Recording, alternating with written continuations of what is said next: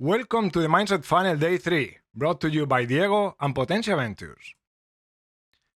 And in the last session, we were talking about how hard it is to adopt a product for the user. Where apart from the blockers, the negative answers to user questions that can stop them in the middle of the funnel, even in the absence of blockers, they have to do a lot of hard work for them to be able to do the task, and some extra work for us so we can keep running the business. So today, let's see how we can help them deal with all of this. We will keep using Notion as an example, not only to create contrast because they can do things as a default solution that we can't, but also because they're a massive company. Remember that default doesn't necessarily mean that you are massive, just that a network of people knows about you and they are talking about you, so there is a lot of trust on you. But when you are massive, and if growth slows down, then there are forces that can lead you to do things that maybe you shouldn't do.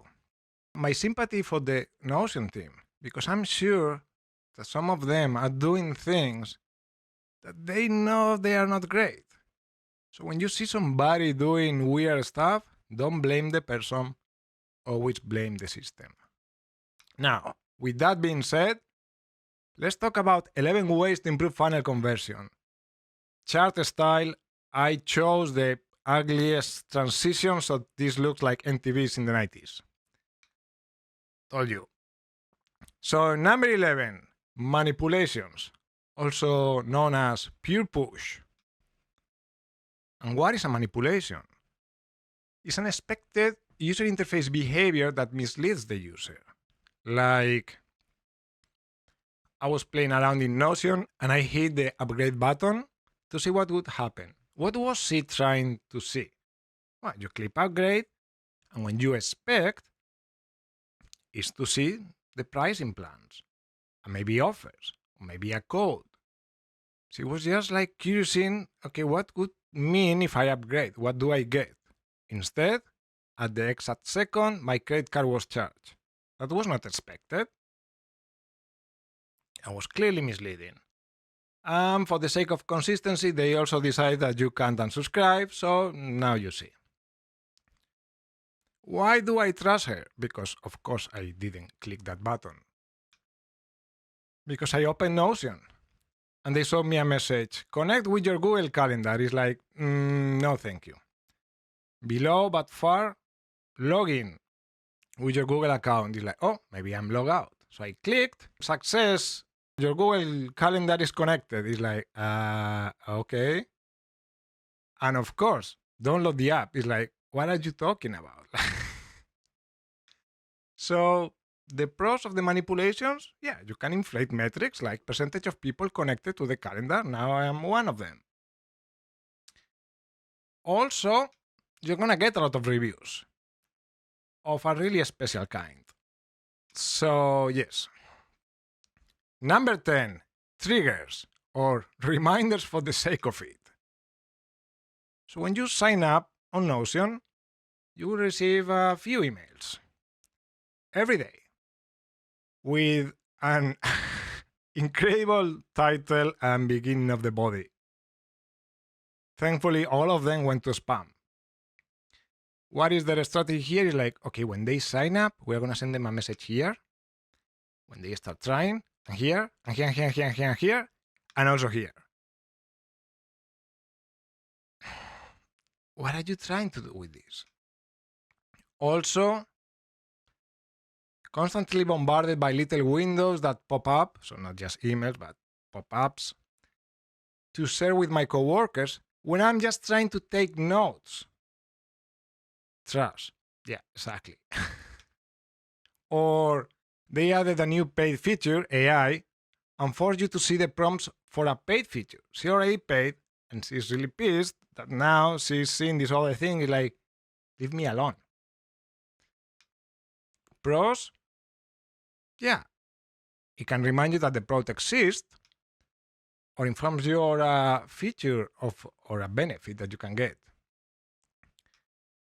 But the reason why, if I sign up and I am not using it, it's most likely not because I forgot it exists, except in really rare occasions. Maybe you downloaded an app that you don't really need out of curiosity. But then this is also not going to solve that problem. The problem is that I don't need that app. I'm just curious. And if the key for me to keep moving forward is to know about that feature, don't send that on an email that goes to spam. Include that in the flow. Amazing. Number 9. We will see now a block of tactics that increase ability, help users do things. The previous two don't increase any ability. They're just annoying. So number 9, reduce friction to capture value. That is working here on this row.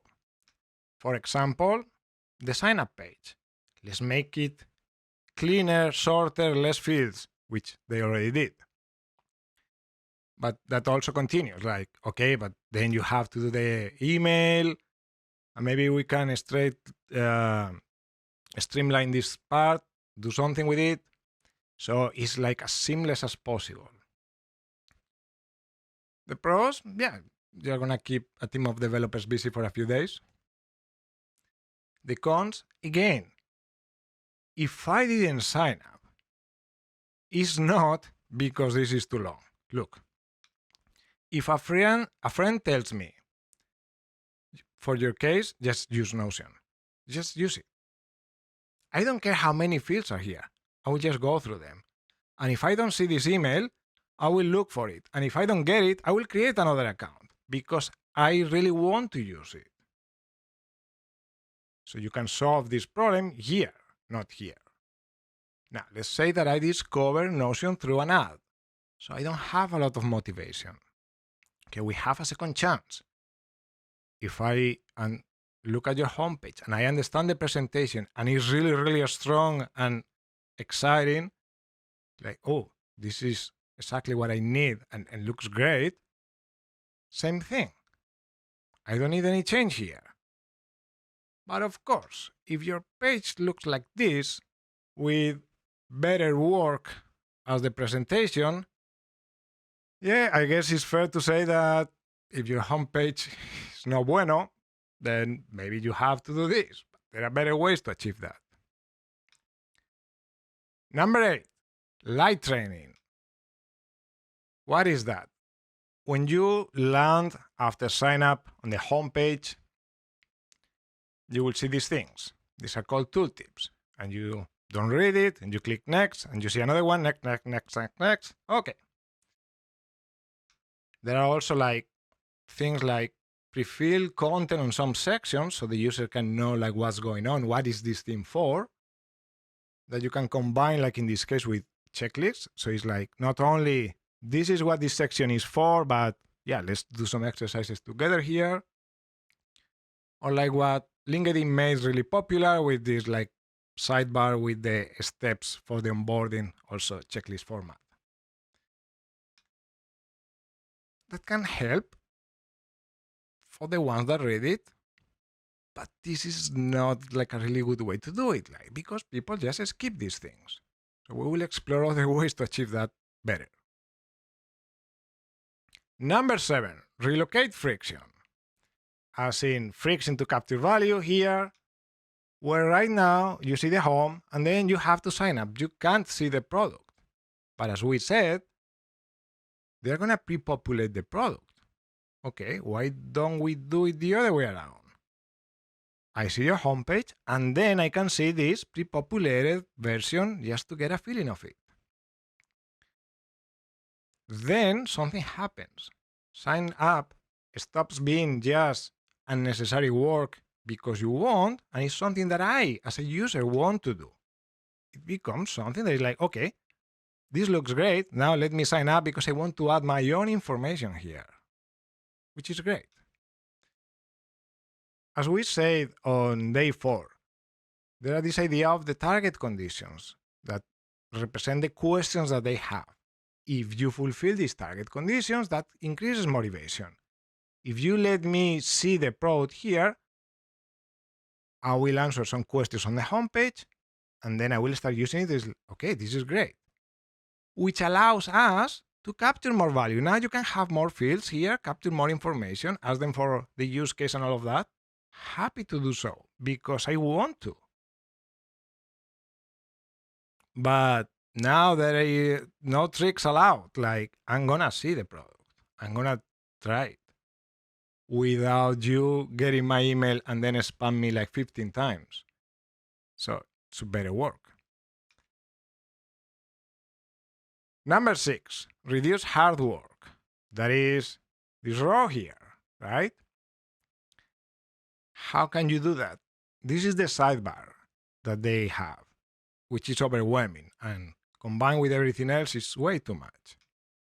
Okay, you can remove elements here, so there are just a few sections that are easier for me to grasp. You can also remove steps from this. How? Automating them. Or, if it's really hard to automate, maybe we can do it for them. We can do the steps. Maybe that is included in the plan. Maybe there is an upsell. But we can help them deal with all this hard work, all this complexity that sometimes is needed. Now look at this. You will never see something here that is templates, because it's lost in this big bar. When you click there and you see this, it's like you have some ideas of general templates and then product templates and marketing templates. And this is incredibly useful. It's much better than the pre-populated homepage that they show you, because this has a clear purpose. It's not, this is how you write, this is how you use it, what you can do with it, which is great.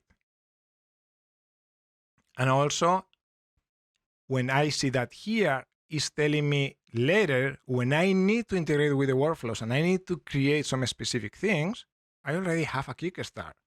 It's great. So it's going to help users achieve valuable outcomes.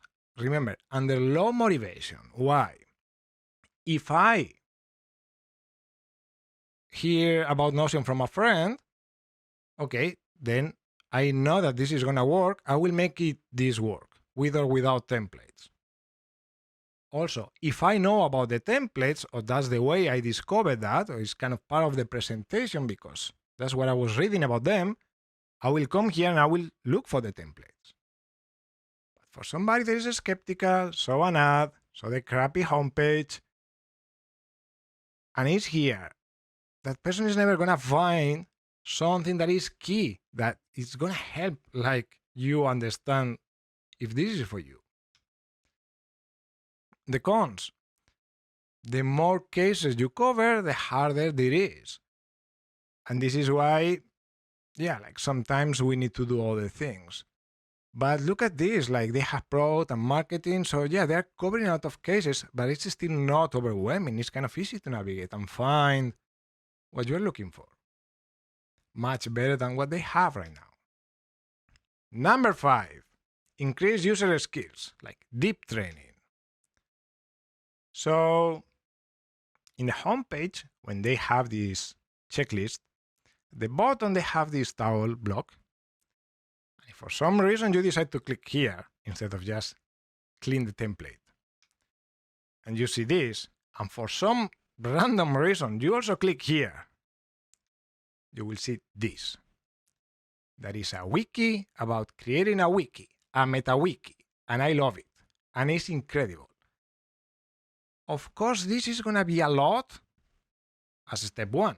But you start with the templates. And when I start having more questions, you send me straight to this place.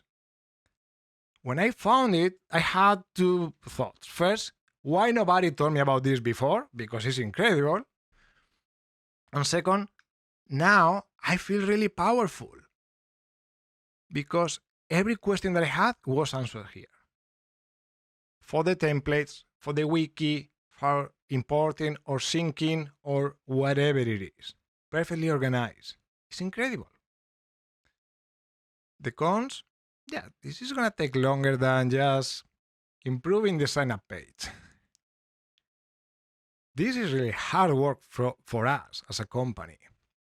I'm not talking about like some basic FAQs. No, I'm talking about a proper user manual, which you can use not only for adoption, but for retention and for customer support. So yes, hard work for us, but extremely useful. It helps on every step. Number 4, solve CI agnostic blockers. Now, remember, this is how we look at the funnel, the mindset funnel. And we tend to look at it like a single column where we see the drop, and it's like, oh, okay, people are signing up, but a lot of them are not using it, so I have an idea. Let's send them 20 emails. And that's why we end up doing these other things.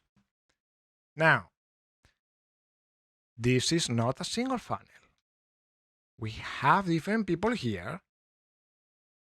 Some of them have a perfect fit with what we have right now. Some of them not that good, and some of them have a really bad fit. What I'm saying is, if you have long-term happy users, you probably have a group of people for whom the funnel as is, without any change, it just works. So they would not be here. So we will find people like this person here that was trying to do some weird things like, hey, I need H4, H5, I need print. He's trying to do something different than just a wiki. It's kind of like the standard use of Notion. So the blockers that he's facing are specific to that CI. So it will be here. This case, it was somebody that was using it from the past, but for a new user, he will sign up, come here, and he's like, oops, I don't have the things that I need. So these are CI-specific blockers. But also we have this. Search functionality doesn't work. That is something that you will not notice at the beginning when you just have 2 pages and the same word is not repeated more than twice. So search seems to work. But later, it will stop working for everyone. So they are CI agnostic. Okay, it makes much more sense to focus on this, right, than this. Also, because we tend to prioritize items without thinking about a whole CI. So maybe we decide, okay, in this next sprint, we are going to solve the H3 thing. Yeah, that is not the problem. They are going to keep being stuck here because they want to do something. You need kind of to redesign the whole product for them. While this, yeah, more straightforward. The problem is that we can end up trapped solving things that affect everyone without really making the product for a single person, for a single CI. Because remember, for some people, the funnel just works. And maybe that is because they don't need search. So we need to find that out first. So number 3, focus on CIs with perfect fit. That means saying yes to these people, saying no to these other people. Like, we are going to go for new novelists, and we are not going to go for bloggers. Not a small feature for nothing. A disclaimer, this is not for bloggers on the homepage, if needed. What happens? Suddenly, it's much easier to craft a strong presentation. It's much clearer what we are for whom. And the moment that we decide that and we remove the unnecessary features, a lot of things happen. It's much easier to understand the product. So less complexity here is going to make this thing easier. It's going to be much easier to understand the things that they have to connect, because now it's not like 100 potential tools. Now it's just a few of them. Much easier for us to prioritize that. Less cases of potential like workflows that they can have, which means like easier for us also to guide them through them. And even that deep training, massive user manual is going to be smaller because it has less things. So suddenly just focusing on a single CI help as do these three previous tactics. And not only that, now what you have is a clearly defined product that works and that people go through because it's much easier and they get it and they can do the task. And people will talk about it. We talk about it repeating the strong presentation. Now you have fit, plus you are perceived as one of a kind. So you will bring more people that know exactly what is this thing for with high motivation because more people is talking. So you become default. So you see, everything is more efficient when you narrow it down. The cons, yeah, I know, it's scary, right? We are saying no to bloggers. Are there enough new novelists? But we talked about that previously. We will use strategic bets to test that without risk, with a key idea in mind. Yes, we are saying no to bloggers, so no bloggers will be here. But also, yes, you crafted the presentation for new novelists, and suddenly you have companies that write white papers using the product. Completely unexpected, massive segment. This is a key idea that we were discussing all these days. We don't know who these people are, but it can be massive. But they will not find you if you don't have a strong presentation, if you are just better work. They will not even try. Number 2, density. So we talk about how people discover products through an interaction, where who says that, the company or people, matters. But also the amount of times that you hear from different who's, frequency, matters. So if I am this dot and I'm surrounded by people using Notion, Notion for me is a default solution. It's what everyone else is using. If I saw it in an ad and I sign up thinking that Notion is a non-default solution. It's like, I know nobody using it. Now, that has a massive implication. When this user is facing a blocker, because loose fit, everything is not there, or too much hard work, something that is stopping that person, if for me it's a default solution, I will think, oh, if it's working for so many people, then the problem is me. I'm doing something wrong. So yeah, let me go to the manual. Let me keep working on this. They will be really resilient. But when I just saw an ad and sign up, and for me Notion is a non-default solution, what I will think is, oh yeah, this is why I don't know anybody that uses it. Sure, they say they have a lot of users, but I don't know any of them. Nobody told me anything good about them. And that explains it, because the product is bad. It's the same product. You just discover it under a different environment, which completely changes your mind.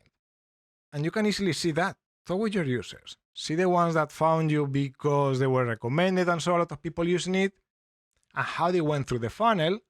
And then you talk with the others that came from an ad, and they complain, and they drop immediately. So it's easy to check also. So we want to achieve this. But the question is how? Well, we will need something called a density strategy. That is, you are going to target connected networks to maximize, like to surround that person, right? To maximize the chances that the same person has several interactions where Notion is recommended there. The pros, having conversion without having to change anything in the funnel because we are working here, right? The cons is hard to accomplish without a strong presentation. Like if we are just another one, it's really hard to get a lot of people connected. Why? Look, if you have this, density strategy would be, let's keep adding people around them, right? People that are connected to them, that they read and learn in the same places, that they discuss things in the same places, maybe that they know each other from conferences, from the same verticals, something. So you have to look for the connections. But when you're running ads, you're just tapping into random people here, into these single dots. Let's run ads for the whole country. Yeah, nobody's gonna know anybody else. So you don't achieve that. You need a strong presentation so you can target a smaller group and actually get them in. And then this thing starts to happen. And finally, number one, the mother of all dynamics, strong interactions. And we talk about them. A strong interaction is when the interaction makes it look like the only option is that one. So we talk about what is not a strong interaction. When we are the who, an ad, or our own content, and we are saying we are the ultimate writing app.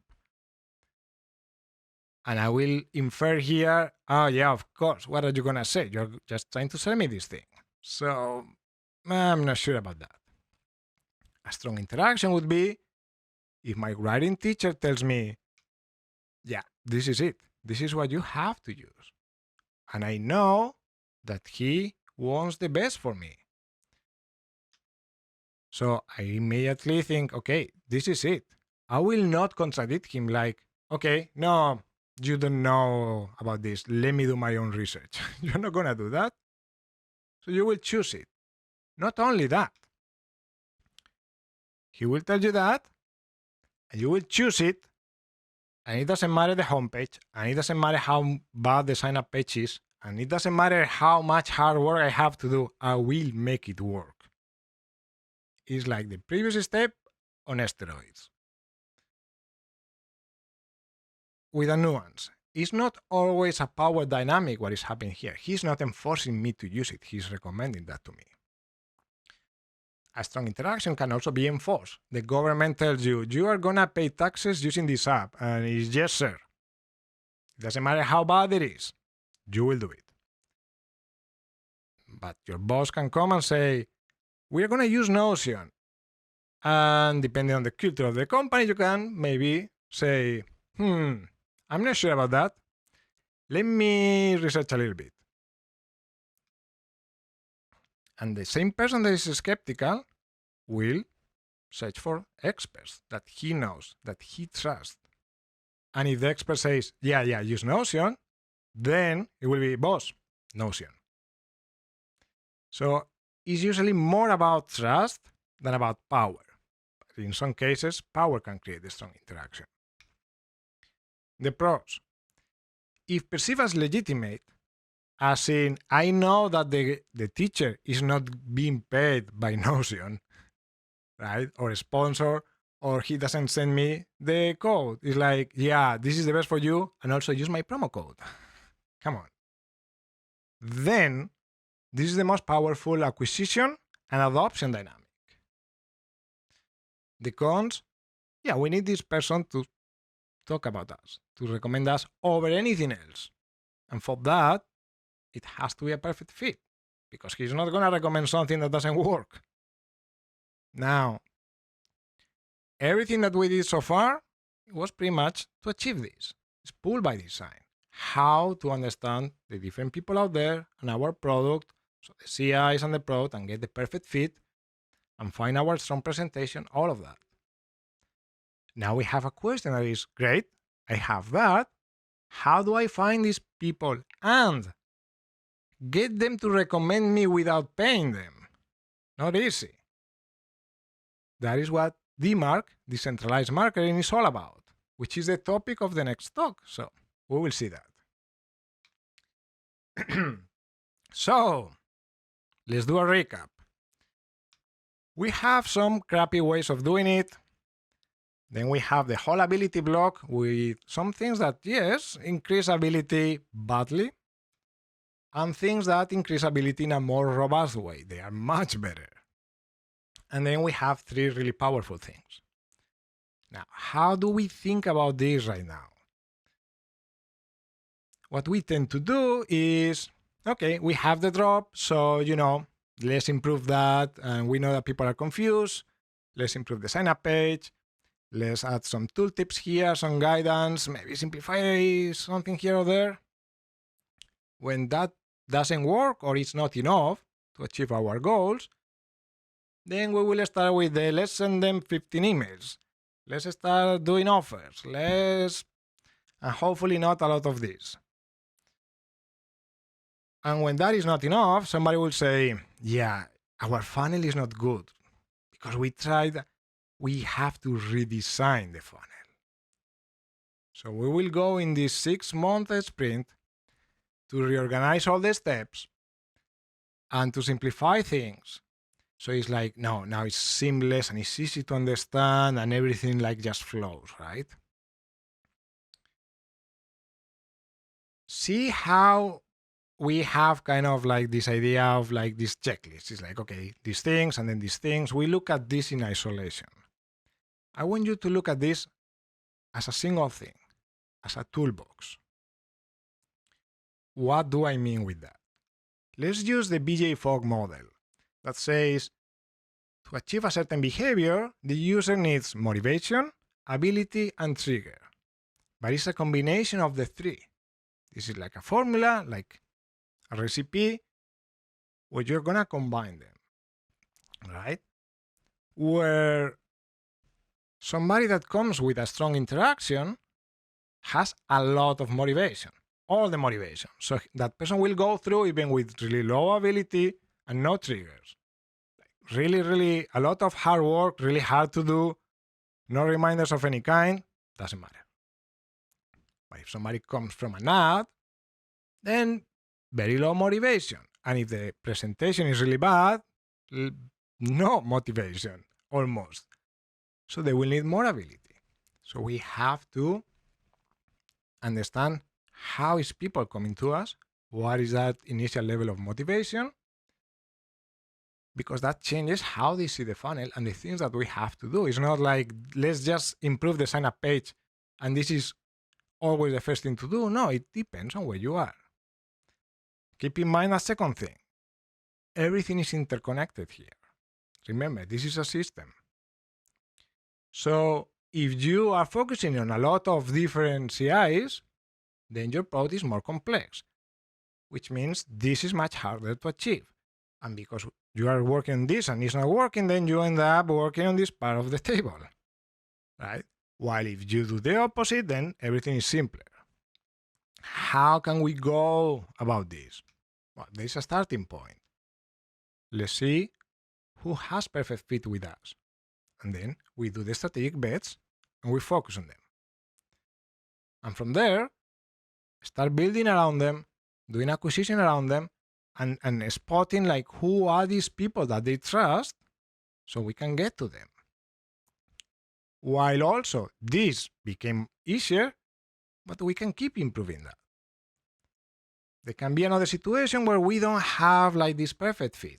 Okay, then we can start here where we are strategic and we move the friction late to get a lot of people in, and we simplify a lot of things so we maximize the chances of getting unexpected people that have perfect fit.